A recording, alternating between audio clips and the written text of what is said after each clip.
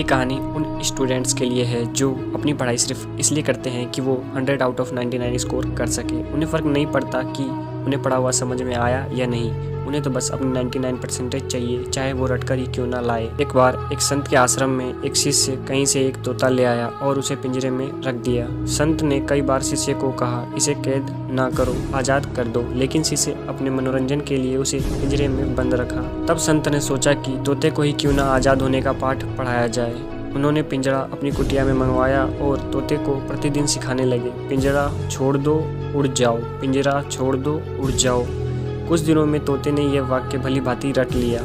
एक दिन सफाई करते समय भूल से पिंजरा खुला रह गया।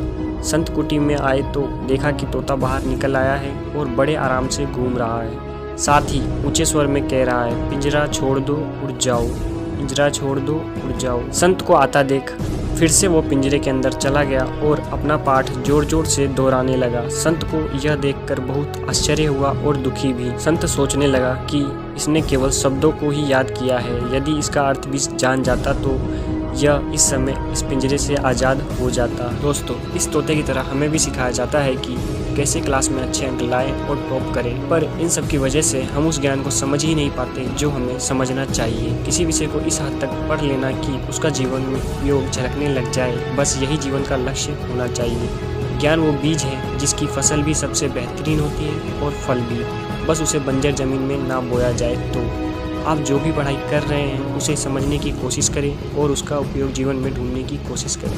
अगर कहानी समझ आई हो तो वीडियो को लाइक और चैनल को सब्सक्राइब जरूर करें।